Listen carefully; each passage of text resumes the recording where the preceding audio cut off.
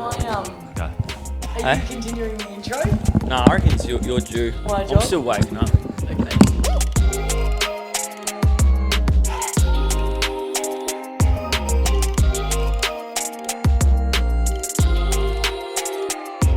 Welcome back to the Better Down Back podcast, powered by MyPlace. It is my first intro because Jord is still waking up.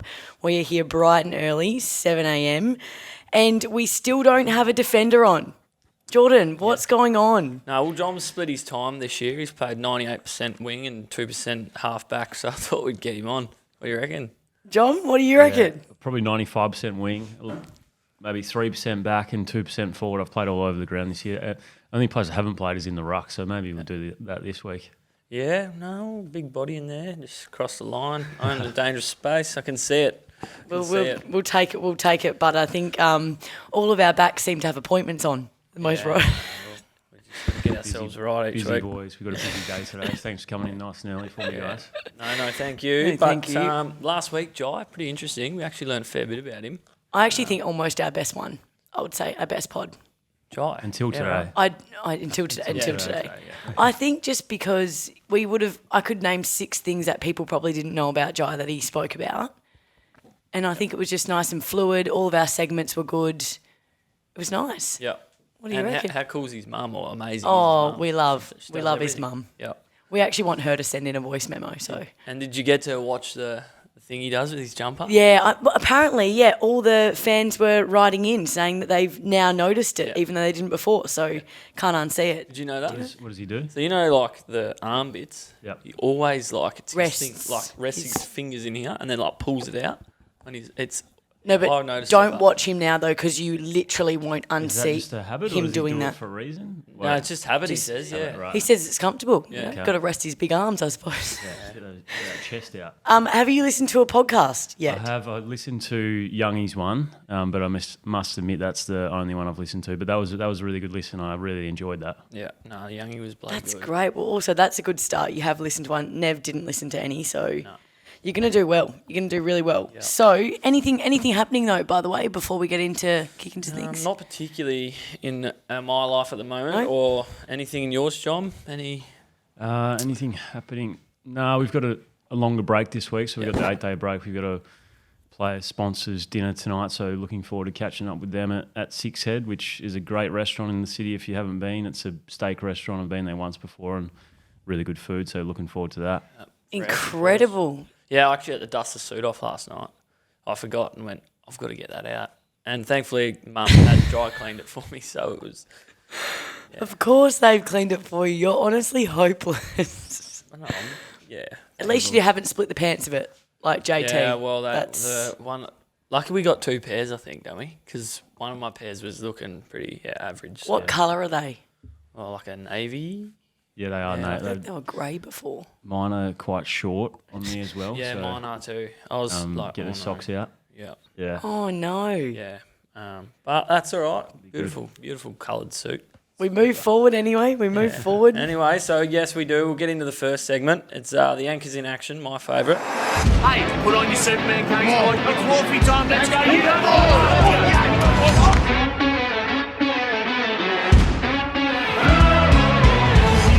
Just for everyone watching, Jordan just pointed to me, and that's because he's not prepared. So I've got to go first. I'm still thawing out. Yeah, It's too early in the morning for him. Come on. My unsung hero for this week is Donna G from Membership. She is always down cleaning the kitchen and just popping in, saying hi. So we appreciate all you do, Donna. Keep doing you. Love it. Yeah, mine is. I've actually got 2. Tendai Mozungu, who's an ex-player of ours, but a development coach here, and Brady Gray, who's also an ex-player and a development coach. So I know Sturge has already had a shout-out, so I'd like to mention those 2. The boys get in nice and early on a main training day, so this morning they've already got touch set up for the boys at 7 a.m. in the morning, and it's been, during winter it's been dark, it's been cold, but they're always out there doing extra touch with the lads, and they just do an enormous amount of hours. So to those 2 guys, thanks so much for all you do for us. You don't get thanked enough, but you're doing a great job, so thank you. Yeah, Love it. I'm going to really change it up this week and go a player or Nice. players. particularly one though, Corbs. Obviously, we've Love had that man. we've had him on before, and we know his journey and everything. But on the weekend, him and Sean obviously didn't play. Went down to Mandurah, and poor Raz got knocked out in the first centre bounce of the game, and his parents and family were away. So Sean and Corbs looked after him over the weekend. Stop. So just a shout out for those two boys.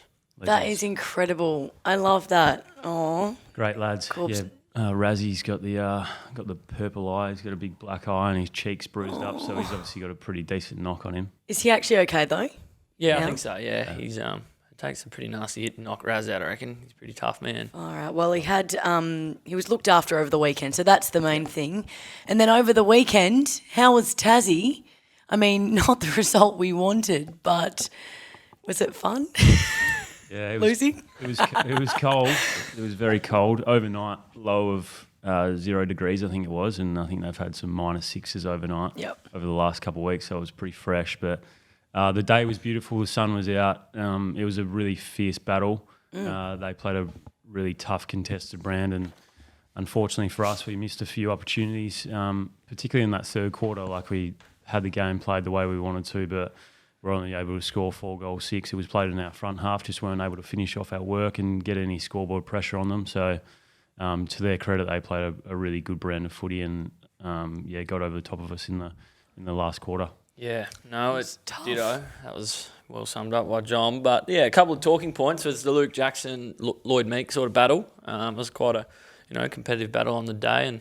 And how did you see that one, John? You obviously around the ball a little bit more than I am at halfback. Yeah, Dogger obviously is a really good ruckman around the ground at ground level, so a very athletic type of player and brings some great strengths there. And then Lloyd obviously is a great tap ruckman and a big body, so it was a good battle. They went head to head, and obviously with Sean out, Luke shouldered the most of that load, and then Josh Tracy pinch hit when he needed to. But it was a good battle. Yeah, obviously Meek got his hand to it in the hit outs, but Luke was able to do some damage around the ground, so it was a good contest. Yeah, no, I think it was a great battle all day. I think at one point in the third, it was going kind of goal for goal towards the end of the third and into the fourth. So it was certainly a good one to watch. Sicily going forward as well. Did that shake things up for the backs a little bit, George? Or no, cool, calm and collected? No, we certainly weren't cool, calm and collected. He put us to the sword. But no, on that, the forwards did a ripping job on him. Yeah. We had a bit of a plan to nullify him a little bit, and Yep. I thought the forwards did it probably, like JL said yesterday, too well. They swung him forward and won the game. Yeah. So, but no, he he's a very good player, like a very special player and a special talent. You can do it at both ends of the ground. So, unfortunately, he was just probably too good for us on the weekend. And, sometimes that's the way it goes in footy, unfortunately. But, no, it was, probably a very valuable game for us, I reckon. I think where so. we want to be at the end of the year. Take a lot of points from it. Yep. And, John, how do you go playing against your old side, obviously? Like, do you feel like you know a few of their tricks, or was it pretty tough out there for you? Well, first game last year against them was, a little bit of emotion attached to it because it was only a short amount of time since I'd left the club. So you're, playing against some of your good mates. And likewise again this year, but that emotion had kind of gone away. It was more so just around, I know how they're coached and I know how they play and what they want to get out of games and different little tricks they do. So trying to keep the coaches alert to those sort of things and trying to give them an insight into the mind of their coaches a little bit. And they did do a lot of tricks against us. They did some different things at stoppage. They swung Sicily forward. And they always try and get you guessing. They did some different things at kick-in that we haven't really faced this year. So, some different things that we haven't faced, but I think the boys dealt with it pretty well. We just obviously weren't able to get across the line, unfortunately. So, but we still take a lot of belief out of it. It was Definitely. It felt like a bit of almost like a finals game, the amount of heat that was on the game and the amount of pressure on the game. We applied really good pressure to them. They applied really good pressure to us. So I think that'll hold us in good stead for the weeks to come. Yeah, absolutely. Did you have your review yesterday as well? Yep. I'm sure you've gone through all the talking points of the game, but like you said, I think there's a lot of learning curve from it, but I think that energy and intensity that was both teams showed, I think is something that's like finals footy. So I feel like moving forward, if you guys can keep that up, It's going to be great. What did I just hear? What's going on out there? Is that another sponsor? A lot of banging going on. Yeah, What's sponsor happening? banging on the door. Trying to keep them out this time. It's the construction. I'll try the other door. Nah, but nothing else from really Tassie trip that is worth mentioning. Oh, well, Big Moose went back there. Obviously, Yeah, home state. cool. Liam Reedy and him did a training session before the game. Brilliant. So they actually couldn't see, I think, about 15 metres in front of them because of the Because it was fog. so cold as well. Yeah. So Oh, my God. they did a nice little tough session, and I thought you give it a mention, I suppose. Oh, that's good. That's nice of Yeah. you. Well done. No, Braver wicked. than me, brave in the cold. But Anyways, that's good. yeah, We'll enough move about on. Tassie. Let's get on with this week, I suppose, and get on to the man in the hot seat over there, Jommy. A bit about your footy journey. For those that don't know, he was born in Perth. Yep. Spent time growing up in Dongra and Geraldton. Correct. Yep. Played junior footy with the Dongra Eagles. Senior footy with the Railways. Yep. Won a senior flag at 16. Yeah. And just a lazy best on ground as well. Yeah. Yeah. Why don't you let him tell his own story, mate? He's got all the goals. But Done no, his talk research. us through your upbringing then, Jaeger. Obviously, George's covered most of the points, but I want to hear it from you. Yeah, so was born in Perth, moved to Dongra when I was 5 years old. My grandparents bought a farm up there and the local hotel, the Priory Lodge. And originally it was just a plan for my dad to go up and help them renovate the hotel for 6 months. And then mum and us kids were staying in Perth and doing weekend trips up there. And then Dad fell in love with the place. He loves surfing. He loves like a low-key lifestyle, so he moved the family up there. We lived in the hotel for a few months until we got a house, and then I grew up there until the age of 16 and absolutely loved it. It was just I just remember growing up and there was just a country kid who just played a lot of sport. BMX was at the skate park on the weekends, all that kind of stuff. So it was a good upbringing. Loved it. Loved surfing. Loved fishing. And Dongra's a great little place. Don't you have some family up there? So good. Yeah, we have a holiday house in Dongra, so my family love crayfishing, so definitely take the boat out to do that there. And Grandma and Pop moved up there for a bit, which is awesome. So, yeah, it's good to go see them, but also, to get away in summer, it's nice. It is windy, though. Yeah. That's the only thing. If you go in like the January, Feb, like peak of summer, it is blowing. Yeah, So you got to go a little bit later in the year when the wind's dropped off, but it does get... Yeah, there's some in Greenough, which is just a little bit further north of Dongra. There's trees that are blown over on the side because the winds are so strong. It's pretty hectic. But it's not good, nice little place. I It's a think little spot. I heard John say BMX, and I was a like, little smack Jordan, at the Yeah, I saw you laughing certainly at me. not got on a One bike of the as a more- kid. No, not a BMX bike, but like Mate, I was one of the more- I was a bandit on the BMX. with like skate park where Skate couple of park, tricks or used to go do some dirt tracks and build some jumps and whatnot. That's great. Good go fun. getter, isn't he? Little menace. No, that's actually nice. What were you on? Your mountain bike in Perth? Just going for a ride with your brothers? Yeah. Speaking of siblings, though, John, you actually have 3 sisters. I do. Do you have any other siblings other than the 3 No, girls? 3 sisters. I'm surrounded by girls. So How have you survived? Yeah, I know, right? 3 sisters, 1 older, 2 younger. 2 of them live here in Perth, and then my youngest sister, Joni, lives in Melbourne. Poor thing moved over about 3 months before I got traded back to Freo. Oh. So the plan was for her to move over to Melbourne and live with my wife, Tori, and I. And then, a few months later, we were out of there, so she had to find her own place. She's loving it over there. And then I've got, on Tori's side, she's got 2 sisters as well, so I'm just surrounded by girls. And then, Brilliant. yeah, I've got a little niece, Romy too, my sister's daughter, so there's just girls everywhere. And then me and my old man. It's great. I love it. Yep. I reckon you're going to have a couple of daughters then, John. You're in all sorts of trouble, mate. More than likely. I was going to say, I've got 1 sister and it's bloody hard work. I was gonna. Your one sister accounts for 3, though, mate. No, that's fair enough. But we do love her. So then the footy journey obviously started for you in Dongra, in Geraldton, what we touched on before. The Eagles into the Railways. How was that? Yeah, good fun. Grew up. I actually played with... So Jamie Elliott was in Dongra, like in Auskick, and then they end up moving to Country Victoria. So I used to play Auskick with him and his sister. He's got a twin sister. So good. So started playing Auskick with him, and then grew up through the Dongra Eagles. My dad coached me through under 12s and under 14s, and then I I went to school in Geraldton at Nagle Catholic College and started playing footy up there for Railways as well. So played Colts for them and then played some senior footy as well and was lucky enough to play in a grand final and a premiership when I was 16. And Jack Martin was on the opposition team. He played for Towns and he was 15 years old.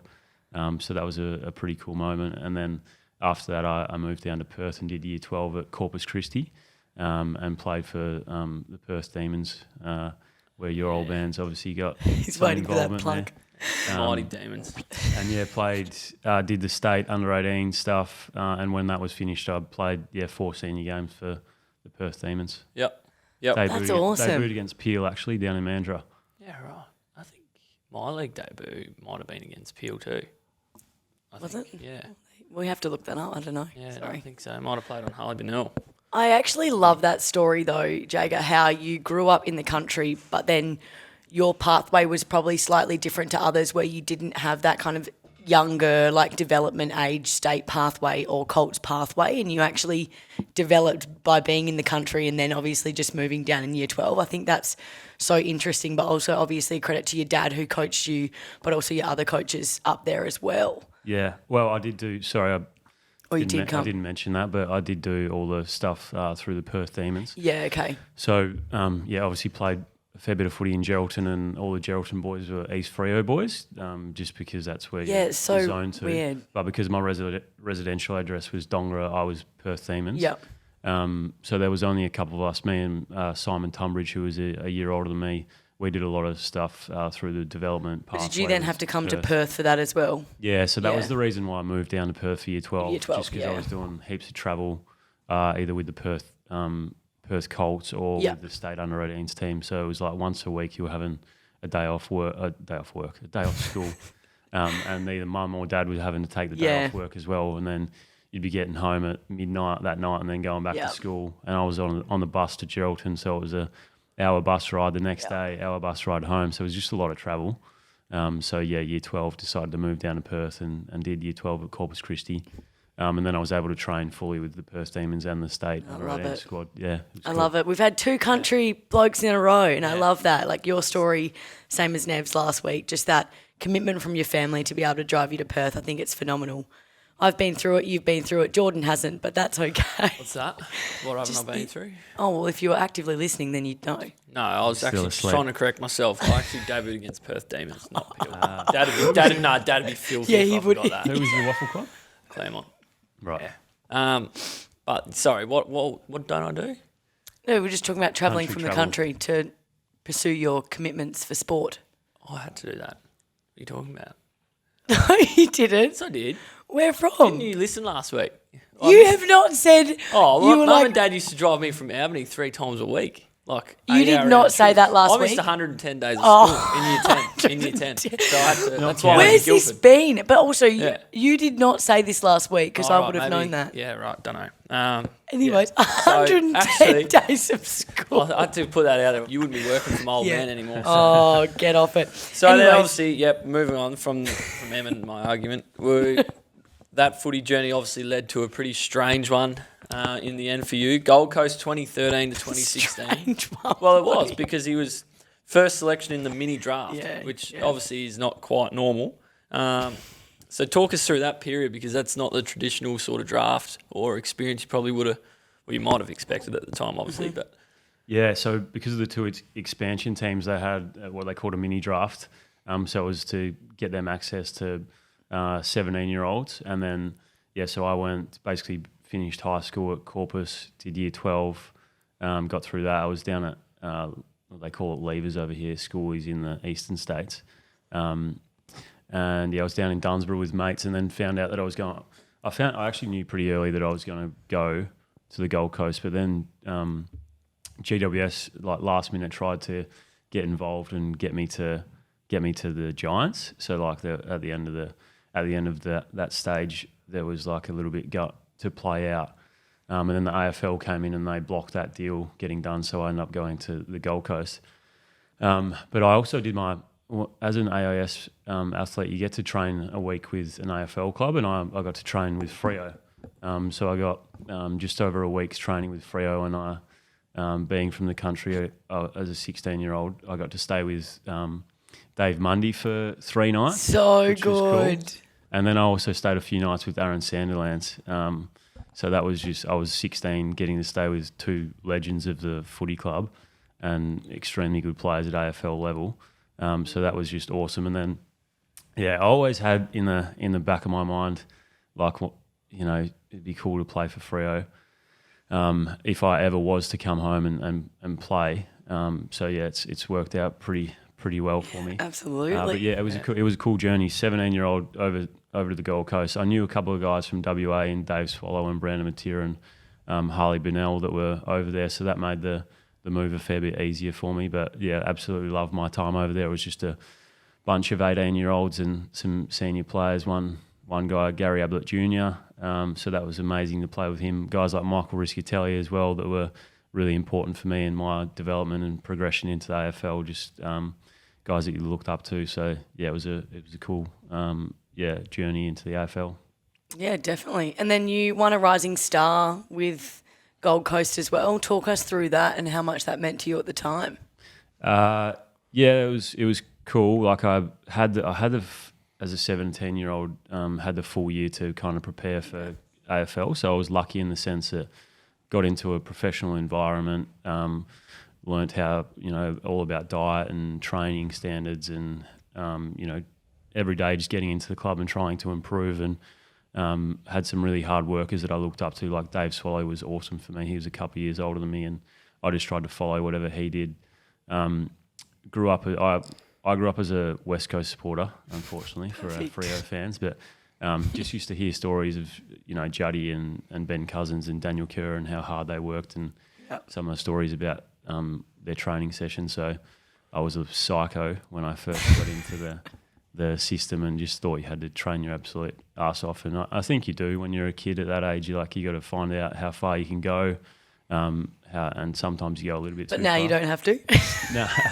Well, I learned the hard way because I ended up with some knee issues and probably from overworking too much. Like Dave and myself used to go for runs on our days off until we got caught by the high performance manager's wife, and she dobbed us into him. So just little stories like that. But I think you have to try and go to try and get the best out of yourself. You have to try and find that level that you can go to, and you're better off going too far rather than not trying to reach those limits and not get the best out of yourself. So I learned the hard way, but you got to learn.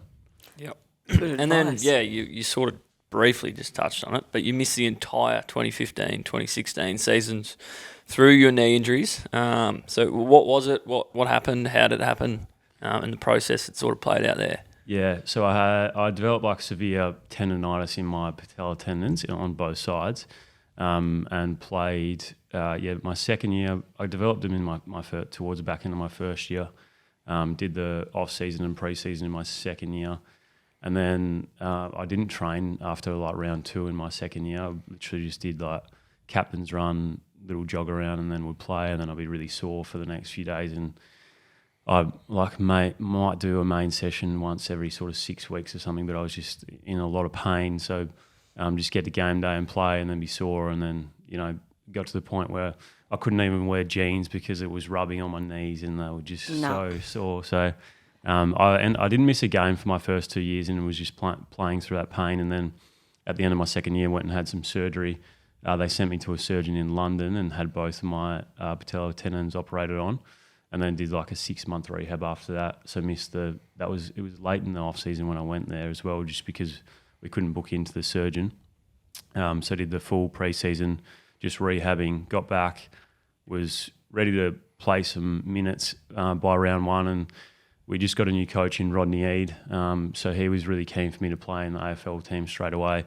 And I was like, mate, I'm nowhere near match fit. Like I need some minutes in the reserve. So decided to play half a game in the knee full, and we were playing against Brisbane, up in Brisbane, and it was a really wet day, and it was the strongest and fittest I've ever been after a 6-month rehab and just working my absolute backside off. And then I went to soccer the ball off the ground just to clear the area. I just boot it, get it out of the area, and as I've done that, I've hit someone else's shin, and all the force has just gone through my quad and my patella tendon, obviously, and I ruptured my patella tendon. Oh. And my kneecap was up on the middle of my quad. No. So, and then it was just, I just finished a 6-month rehab, and then I had, minimum 12 months. There wasn't really too many guys in the AFL that had done it before me as well. There's a few guys now that have, like Brandon Walker's come back from it, obviously. But there was not really anyone to look to. There wasn't like a ACL rehab plan that you go through. So hard. I ended up missing 2 years of AFL footy. I came back and played a few games in the reserves 18 months after I did the injury, but ended up back in for surgery and just had numerous surgeries after that. So it was a long time rehabbing, unfortunately. Sounds like a horror period for you at that time. And did that sort of then lead or subway into the move to Hawthorn? Like you wanted a fresh start or just wanted to get out of there because you did then leave to Hawthorn in 2016? Probably. I just felt like it felt like my career was at a bit of a crossroads and I was just not happy with where I was at. Like I was, sad on the world and blah, blah, blah. Just felt like I wasn't getting anywhere. So I felt like the best thing for me was some change, rightly or wrongly. I really loved my time at the Gold Coast and really grateful for the people that helped me through that rehab. But I just felt like I needed a change, and so I went to the Hawks, and I knew Michael McDeasy. He was a head doctor at the Hawks for my time in the AIS system, and he was. The best he's now the AFL head doctor. And at the time he was, renowned as the best in the business. So went there and did a rehab, and I ended up breaking down again against the Gold Coast in round 4 of my first year at the Hawks, and then ended up with a stress fracture in my kneecap. So missed another 12 weeks after that. So that was basically another season done. So I played 6 games in my first year at the Hawks, and was unfortunately injury riddled again. And this same knee as well? Yeah, same knee. Yeah, so I've had like 9 surgeries on my right knee. So most of those are just like cleanups of cartilage and stuff. It's been through a bit of trauma. But you always just like associate a knee injury with kind of like an ACL. Yours were just so rogue, like like snapping your patella tendon, that I can't even imagine how uncomfortable that was. And then obviously the follow-up from that, like the 12-month rehab you mentioned, I can't even imagine how tough that was. Talk us through any strategies that you use at the time to get you through this period. Obviously you had a great support network, but anything that got you through, and I guess your biggest learnings of that period of time. I hadn't really delved into the mental side of the game that much before my knee injury. Like I'd done some little bits and pieces of work and around preparation for games and all that kind of stuff. But when I was coming back from the injury, like I just had a lot of anxiety about re-injuring or my performance. So I did heaps of work with the sports psych at the Suns, and that was so helpful for me. Like I delved into some meditation. Mm-hmm. Used to do heaps of mindfulness. Like I'd start every day with that and make sure I did, finish the day with it as well. So that was really good for me. And during that period, and I still continue to use that. Now I don't do it every day, but I still enjoy doing it pre-game and pre-training. So that's something that I've taken away from that. But also, it also gave me, because my entry into the AFL was so smooth, my first initial few years. Went so well for me, but then I just had just a full stop to it.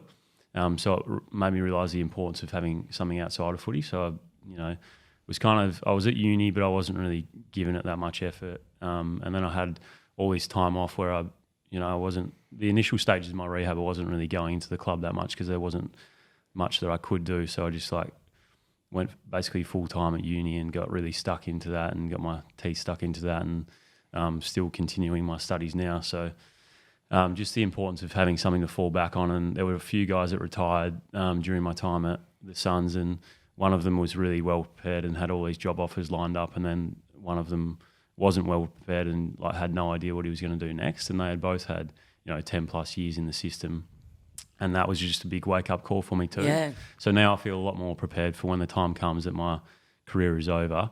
I'll hopefully have a more smooth transition into life after footy. That's awesome. Great message, and something that I'm sure you would be helping young players here with as well. And speaking of being here at Fremantle, the most important part of your story, talk us through when that trade went through from Hawthorn to Freo. Yeah, so wasn't expecting that one at all either. So it all kind of, it's all been publicly written Like, anyway. what am I allowed to say? Yeah, so I was at my best mate's wedding in Sydney, Steve Cunilio, and then Jason McCartney. He's a list manager at the Giants, and I feel like every year whenever I've bumped into him, he's always been like, what are the chances getting you here? Blah blah blah. Your best mate's here. Like, yeah, mate, but nothing really eventuated. And then so I had the wedding, and then I was on the flight back a couple of days later to Perth with my wife Tori, and get a text from my manager saying, the Giants have offered you 4 years. And I still had a year left on my contract to the Hawks. So I was just expecting to come home for the off-season, get stuck into my off-season training program and be back at the Hawks next year. And then had the 4-year offer from the Giants, and I was like, well, what the hell? Like, obviously got the 1-year deal left at Hawthorn, but 4 on the table from the Giants. And it didn't, other than going to play with my best mate, like, it didn't really make a lot of sense. Like, the cost of living in Sydney is really expensive. I knew that I wanted to come back to WA once my footy career was finished. I'd bought a house back here, renting it out with the plan to move into it after my time at Hawthorn was done. And then I think Freo got wind of the deal with the Giants, and then so they've offered me a contract as well. But all this is happening only like 2 or 3 days before the trade period actually started. So Wow. I've only got small amount of time to decide what I'm doing. And then eventually I was like, my father-in-law Ron, who's passed away now, may he rest in peace.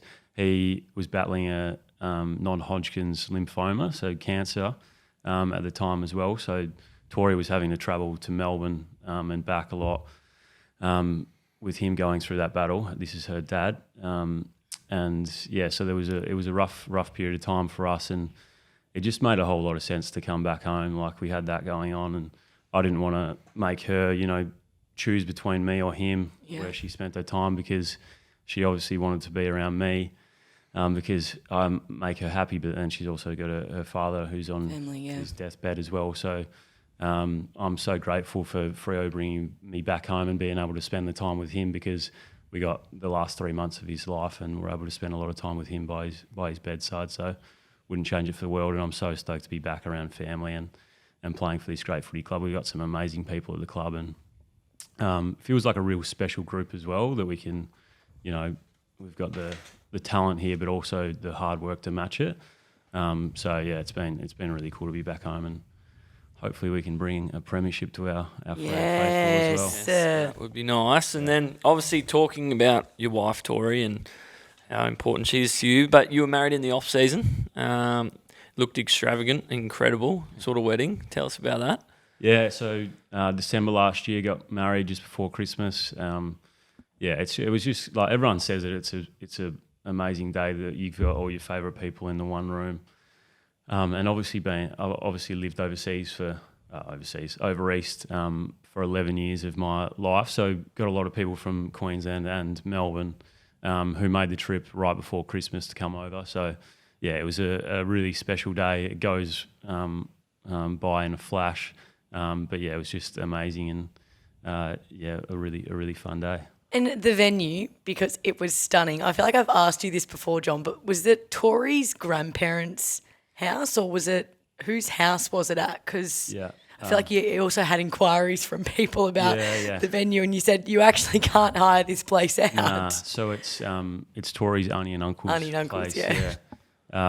So there's a couple of properties a couple of places on the property. So there's 2 houses and a couple of apartments. And it's just been in the family for a long time. So, yeah, it's an amazing property. And we're very, very lucky that we were able to get married there. Unreal. What was your most nervous part of the day? I've never been that nervous in my life, like the morning of the wedding.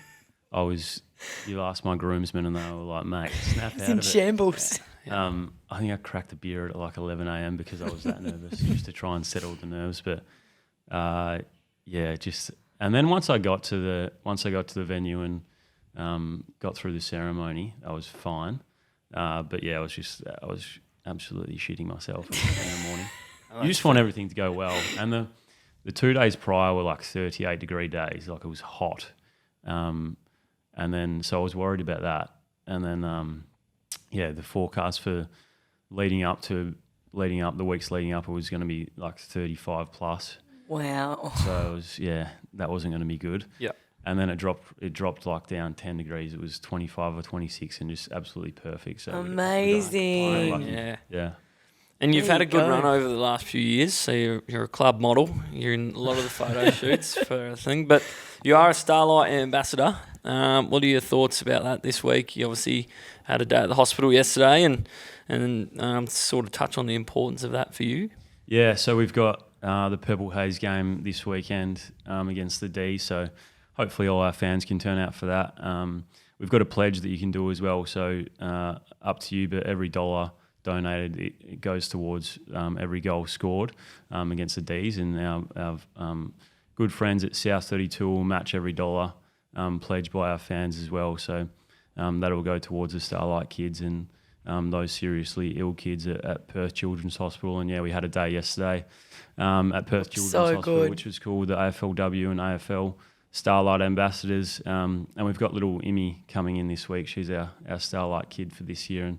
And got to meet her yesterday, and she'll be in on Thursday doing our main training session with us, and then running out with us before the game against the Ds this weekend. So, yeah, hopefully all our fans can get around it and love it, watch and raise some money for the Starlight kids. Love it. And thoughts on the Starlight jumper, and how do you find the photo shoots for it? Yeah, the Starlight jumper is awesome. So this year it's in honour of the Captain Starlights. They do an amazing job at Perth Children's Hospital. We've got the Express Starlight room there. And they just brighten up the kids' days. They're amazing people. We've got a little rocket on the middle of the jumper this year, which is in honour of the Captain Starlights. And I don't really enjoy the photo shoots. It's part and parcel of being an AFL footballer, and being so good looking. Yeah. No. I'm waiting to build the own Freo player, whether he's going to give himself the X factor. No, it's an amazing job that we do here at Freo, and love the partnership that we've got with Starlight, and the club's done an amazing job. Last year we had little Rowan in, and he got to get in a limo to the game with Dave Mundy, and that just absolutely made his day. So we get a lot of inspiration out of those kids as well. We feel so fortunate to be able to do what we do, and hopefully we put a smile on their face as well. Absolutely, I'm sure you do. And I mean, we can't really, it's not even a good segue because we've just been speaking about how beautiful Starlight is, but we're going to go into some points that Tori has given us now. Oh, jeez, here we go. No, it's nothing hectic, but George, you want to kick us off with the first one? This one comes as no surprise. Apparently you're an OCD diet at home and with your footy and how you prepare for everything, and that's sort of no surprise, the diet especially. I mean, he was saying he was running on his off days at so Gold Coast. That sort of explains itself. Have you got better at that, or are you getting worse the older you get? Oh, it depends which way you look at it. Yeah. I've definitely got a lot more relaxed with it. Like I used to be, as I mentioned before, when I first got into the system, I was just an absolute turbo with all that kind of stuff, and got really stressed out about it, and had to do certain things. But I've certainly relaxed a lot more.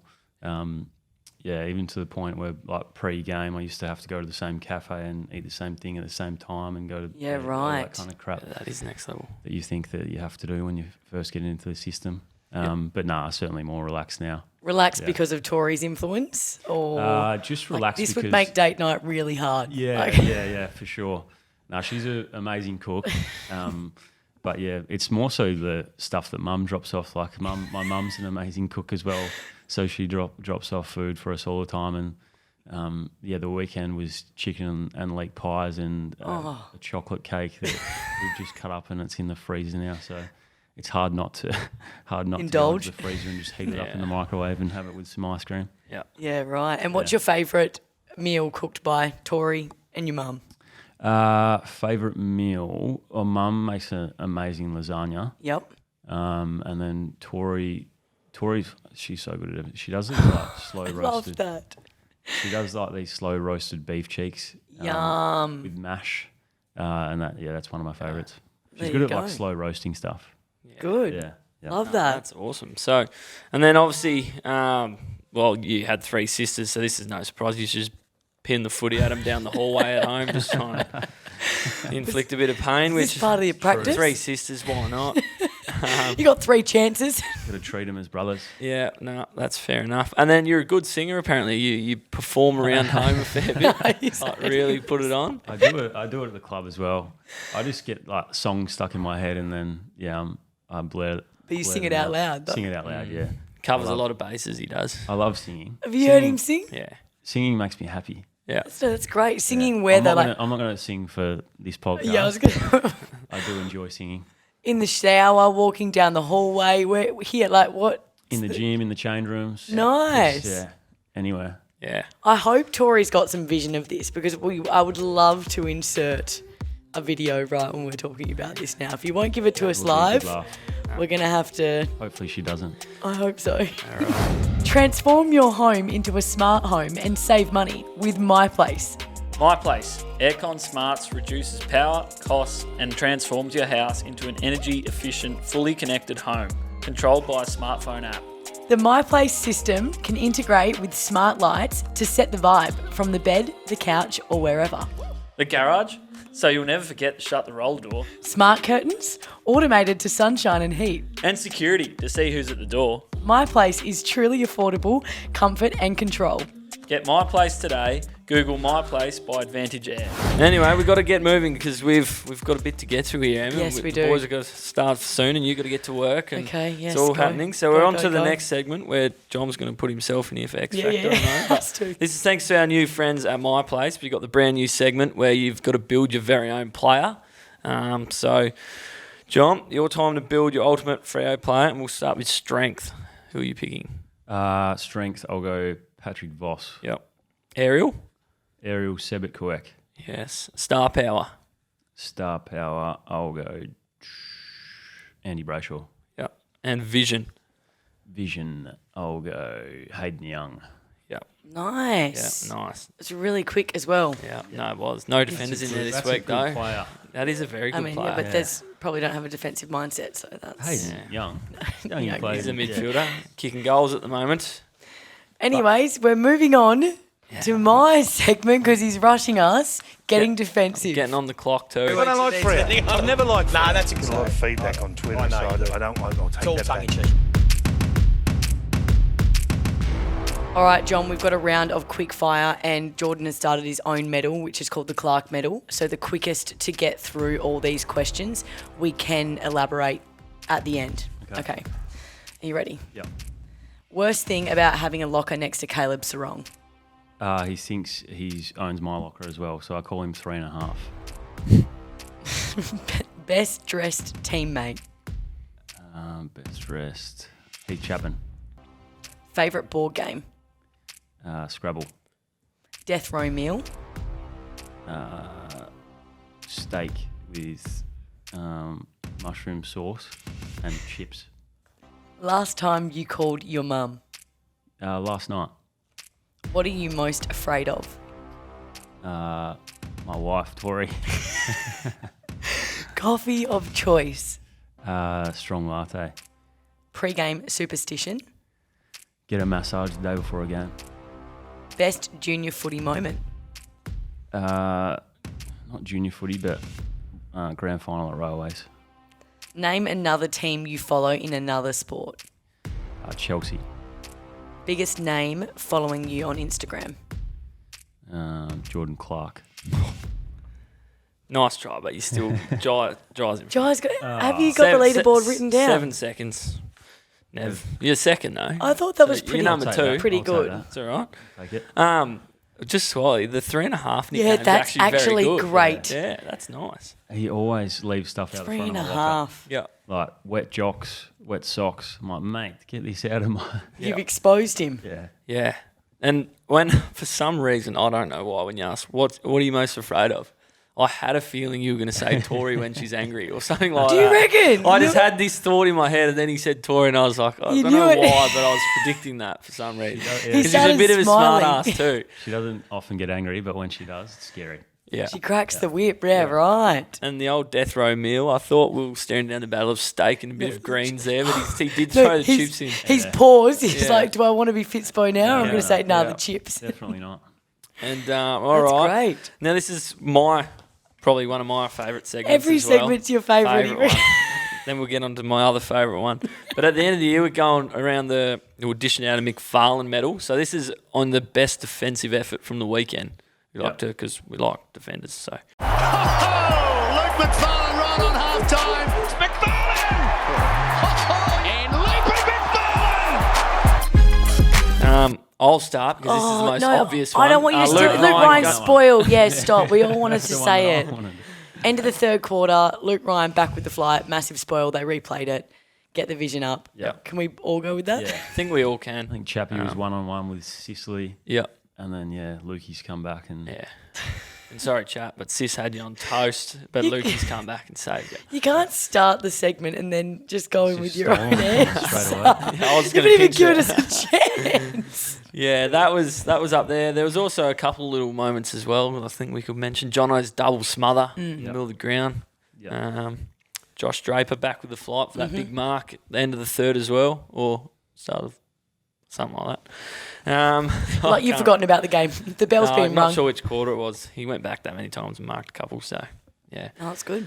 But yeah, Lukey Ryan, that could almost be the clubhouse leader That- now if there's three of us jumped on it. But that's only one ep. I feel like Switter's got at least a vote in every episode almost. Yeah. We've had Drapes has had a couple of votes. Who else did we have? Chappie. Yeah. Yep. Yeah. No, I still. Oh, I don't know. It'll be close. It'll be close if we actually Could tally go it to a up. fan vote for that. That would Smithers, be. Smother, Luke Ryan's. That back could in the actually fight. be. Let's do that because then we're not the ones deciding. Yeah. Smart. Perfect. That's Yeah. a great idea. But that was anyways, that was seriously- actually a great quick segment. Yeah. Well, that was a pretty obvious one, I reckon. Yeah, I know. That was- Well, you jumped straight it's on a it. very But this, ballsy- we needed to be quick because this next segment, John, it's a brand new one and it's the people segment because we are going to be playing voice memos from the public and it took us 100 years last week. Yeah. So we've narrowed it down to six, this week. And we're going to start with a huge bang. Peter Young has sent one in. Youngy. G'day, Emma and Jordan. It's the OG Youngy here, Hayden's dad. Loving the weekly pod. I'm lifting the profile over the East Coast, spreading the word on the better down back. I could go on with the writer reply about Hayden's comments back in Pod 5, but Clarky will probably spit the dummy and time me out. My question to you guys is, as a teacher and a junior coach, who had the big influence on you in your sporting journeys? Apart from the parents, because we rock. Oh, and how good was the paella, Emma? You dropped your folks off, stayed for 2 hours to get a free feed. Love your work. Cheers, Youngy. Is this the real oldie, actually? This is Squid's dad. Good on you, Youngy. Yeah, no, that's good. Also, Yeah, great so- question, though. I yeah, actually great really like that question. I was about to say my dad too, but he's, obviously dad rocks. Mine is actually my cricket coach at school, HD Ackerman, South African, and I just loved him. Like we had a really good relationship, but he's also, just been a real good influence on me in terms of, his advice from a young age, I suppose, and just like to relate to a different sport, which is good as well. And he's obviously played a bit of international cricket himself, so yeah, he's mine. Mine would be Barry Kimberley from Railways Footy Club. He was the head coach of the senior team, but just helped me throughout my development. He played waffle footy, and he was just a really good sounding board as a young kid in terms of the development squads and the journey to try and get to the next level. And obviously gave me an opportunity at senior level as a kid in the country. So, Barry Kimberley's mine. Love that. Well, I grew up playing netball. Mum would definitely be one of mine. She's a wonderful woman. She did sit me on the bench and call me Katie Can't Catch for most of my sporting years, but that builds resilience. But I would have to say when I was playing Wannell netball for the Wheatbelt Flames, it would be Adele Simmons, who was our head coach for the under-18s at the time. She is a lovely lady and is still coaching and I think is almost in the Hall of Fame, I would say, for netball WA. So thank you, Adele. Nate's probably his second with your footy journey. Influence? Second influence? Yeah. Absolutely not, mate. I'm trailblazing for this family. But anyway, so there's ours. We're on to Riley now. Oh, also the paella, sorry, Youngy. Youngy's paella. Oh, yeah. His paella was unreal. He made a seafood one and a chicken chorizo one, and they were both magnificent. Loved it. Yeah, we had it last year at. Was it last? Oh no, it was this year. Yeah. It was early. It was a gather round. We stayed the extra week over in Adelaide, and went to Brendan Cox's family's pub. And Youngy made the paella and the players Unreal. could try. It was amazing. Well done, Youngy. He was in his element. He had his Frio shirt on, button up with his apron, just loving it. It was good. Riley. What's your favourite chocky to get at a servo when you're filling up your car? It's a great question. I can't look He's at put Jordan. that on, hasn't he? He's put We that told on. you Jordan likes a crumb sausage last week, so he's asking this. Snag. Yeah, I don't know. I kind of like the Milky Bar. Yeah, nice. Bit rogue, but Yeah. If there's Nice. a cookies cream one, I'll go that too. it's also a bit of a rogue answer, but I sometimes just crave a cherry ripe. I don't know. Mine's a Kit Kat. Yeah, nice. Great option. Have a break. Have a Kit Kat. Like I always have a Kit Kat on the plane when we're flying. Just a thing. It costs you $7.50 at the airport, but you still do it. Yeah. Zara? Hello, just have a question. Who's going to be your next guest on the pod? I reckon you should try to get a big celebrity or something like that. That'll be pretty good to see. Oh, I say you hit up Dwayne The Rock Johnson. That'll be pretty good. All right, anyway, I love the pod. See ya, bye-bye. Okay, well, Who would you want to get? so yeah, well, I suppose we could just go bucket list celebrity, I suppose, if you want to, because it's going to be pretty hard to get a celebrity on Tuesday morning at 7 a.m. Yeah, sorry, Zara. But, so I think, hypothetically, we'll go. Who have you got, Em? Oh, I don't know. Someone else start. I'm under pressure.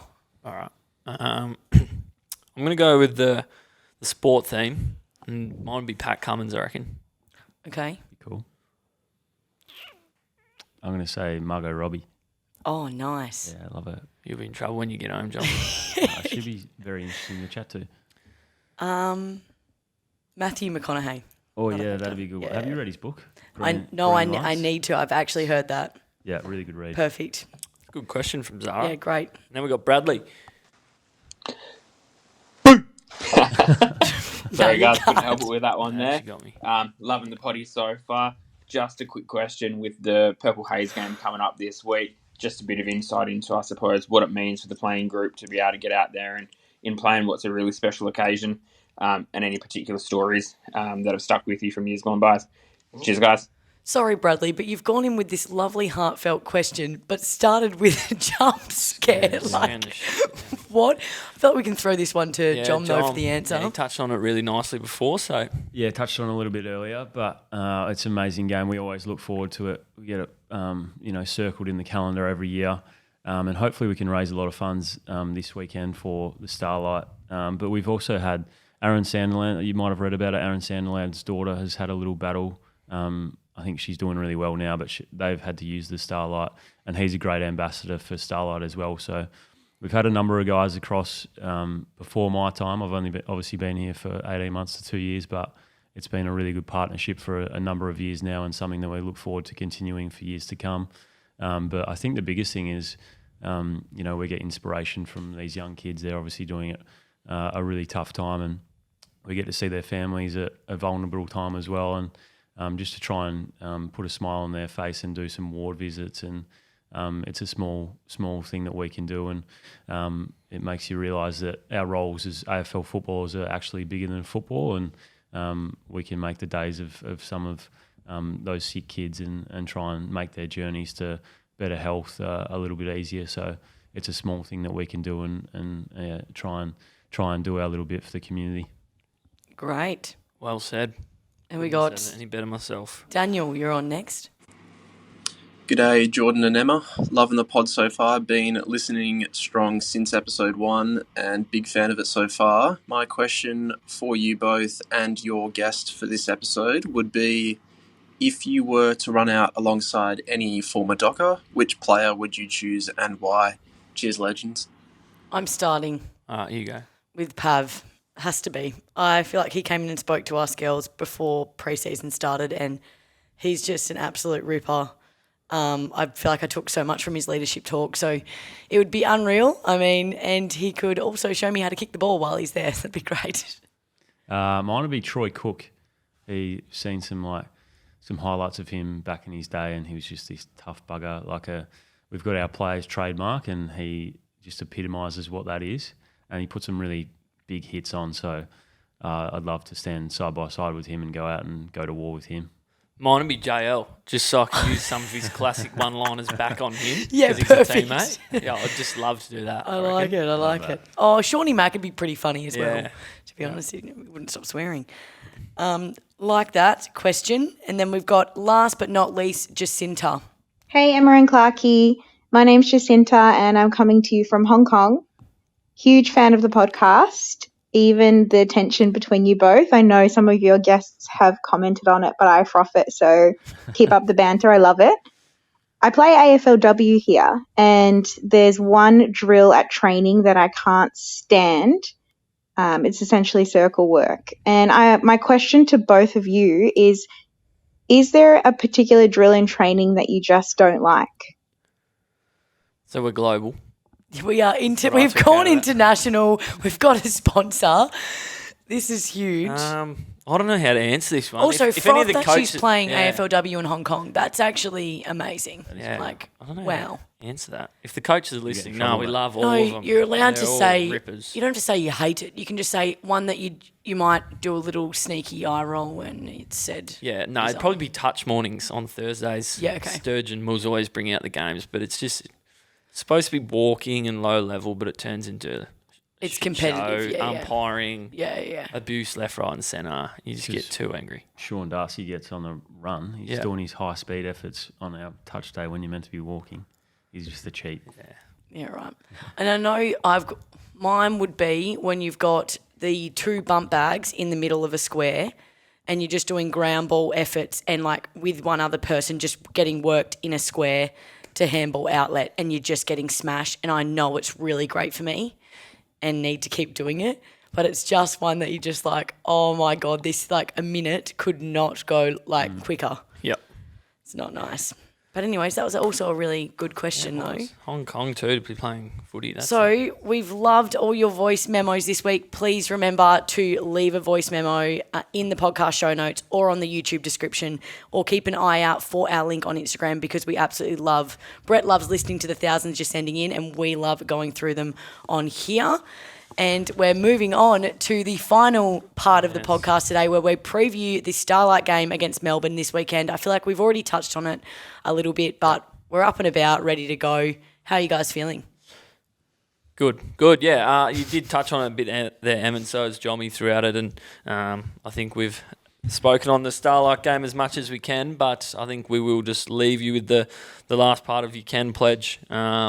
Any sort of amount of money helps, so do that, and it also will be matched by the guys at South 32. So that's just something really special for this weekend, and hopefully we can contribute in the smallest way we sort of can.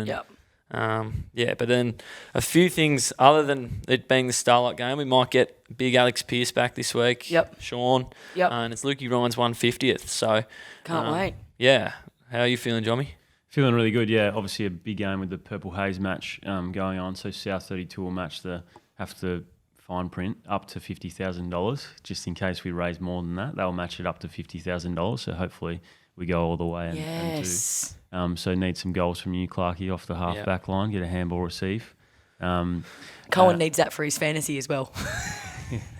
But really exciting. We've got 2 home games in a row. So we've got good. Obviously the D's this weekend and then West Coast next week. So hopefully our fans can turn out in force and cheer us home. Absolutely. Get the chocolates and raise some money. Yeah, let's fill the joint up. Kids go free too. Go free. Great fill point. the joint up. We're getting back on the winners list this weekend. So perfect. Yeah. And that's the end of our podcast. John, how did you go? Yeah, really well. You guys nailed it. Thanks for coming in nice and early. Got a busy afternoon, so got you guys to come in at. You started the day well. Yeah, that's all right. Clarky's awake now, which is good. Em's acting like you've dragged her in at 7, but this was her preferred time slot too. I was the only one sort of pushing back a bit. But it's, Get off it. There was no other time. Anyway, we're done. Thanks, guys. Thanks for listening to the Better Down Back podcast powered by MyPlace. Thank you, Em. So plug the sponsor again.